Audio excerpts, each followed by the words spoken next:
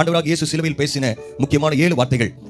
லூக்கா 23ஆம் அதிகாரம். இந்த வசனத்தை இந்த வார்த்தையை நீங்க ஞாபகம் வச்சா போதும். ரெஃபரன்ஸ் உங்களுக்கு பைபிள் இருக்கு. நான் சொல்றேன். லூக்கா 23:34 ஆண்டவராக இயேசு பேசின முதல் வார்த்தை என்ன பேசினார்? பிதாவே, இவர்களுக்கு மன்னியும், தாங்கள் செய்கிறது இன்னதென்று அறியாதிருக்கிறார்களே என்றார். அமைதிதான் முதல் வார்த்தை. இரண்டாம் வார்த்தை அதே லூக்கா 23:43 வசனம், இன்றைக்கு நீ என்னுடனே கூட பரதேசில் இருப்பாய் என்று மெய்யாகவே உனக்கு சொல்லுகிறேன் என்றார். மூன்றாவது வார்த்தை யோவான் 19ஆம் அதிகாரம் 26-27, அவர் தாயை நோக்கி ஸ்திரீயே அதோ உன் மகன் என்றார். பின் அந்த சீஷனை நோக்கி அதோ உன் தாய் என்று ஆண்டவர் ஒரு யூத மகன், 30 வயதிற்கு மேலா இருக்கிற ஒரு யூத மகன், முதல் மகன், அவருடைய அப்பா என்று சொன்னால் வளர்ப்பு தகப்பன் யோசேப்பு மரித்து விட்டார். தன் தாயை அப்படியே விட்டுட்டு போகாம இன்னொரு அன்பான சீஷனிடத்தில் ஆண்டவர் ஒப்புக் கொடுக்கிறார். நான்காவது வார்த்தை மத்தேயு 27, நாம் இன்றைக்கு வாசித்த அந்த வேத பகுதியில் இருக்கிறது. மத்தேயு 27:46 வசனம். நான்காம் வார்த்தை, என் தேவனே என் தேவனே ஏன் என்னை கைவிட்டீர் என்று சொன்ன வார்த்தை.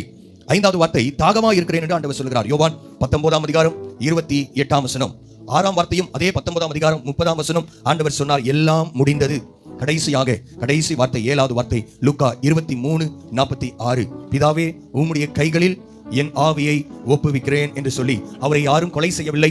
அவர் மரணத்தை பார்த்து பயந்து ஓடவில்லை. அவர் சொன்னார், பிதாவே என் ஆவியை, என் உயிரை உங்க கையில நான் ஒப்படைக்கிறேன்.